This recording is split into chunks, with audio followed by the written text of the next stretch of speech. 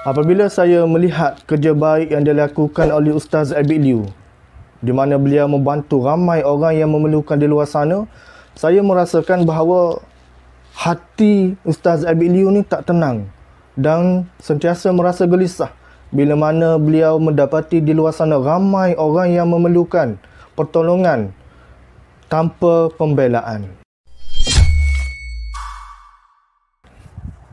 Pernahkah kita sentiasa merasa gelisah? Jika tidak dapat apa yang kita inginkan, kita akan rasa tak tenang dan juga gelisah.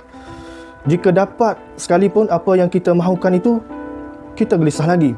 Seolah-olah hati tidak pernah merasa puas dengan apa yang telah kita perolehi. Kita sentiasa mahukan lagi dan lagi. Sedangkan kita sentiasa diingatkan bahawa kekayaan sebenar adalah kekayaan hati. Nabi SAW bersabda, bukanlah kekayaan itu dengan banyaknya harta, akan tetapi kekayaan sebenar adalah kaya hati, yakni jiwa. Persoalannya, apakah yang dimaksudkan dengan kaya hati ini?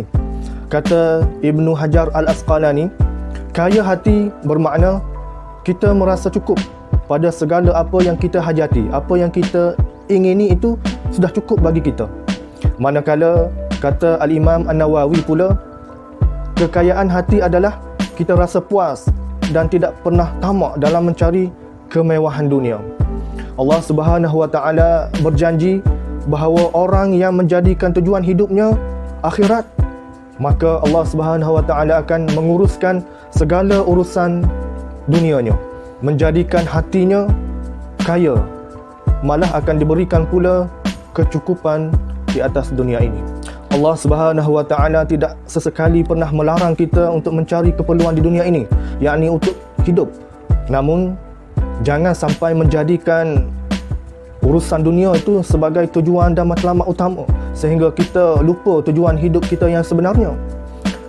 Orang yang sedar bahawa matlamat hidupnya bukanlah di dunia semata-mata, maka dia akan meletakkan kompas akhirat dalam setiap urusan hidupnya dengan merasakan setiap apa yang dilakukan itu hanyalah untuk mendapatkan keredaan daripada Allah Subhanahu Wa Taala.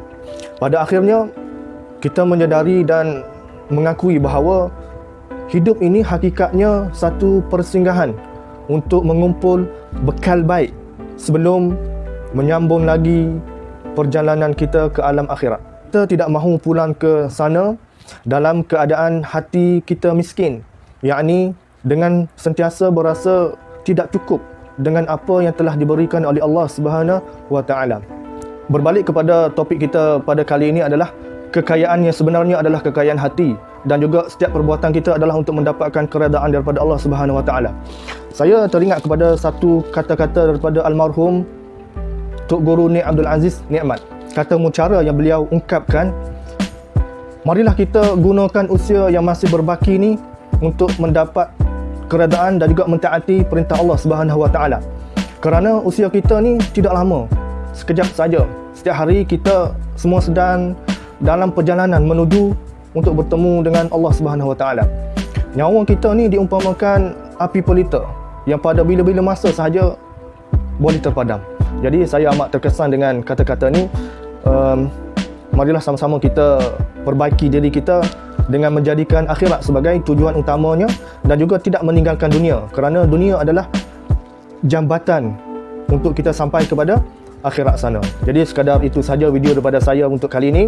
Assalamualaikum warahmatullahi wabarakatuh.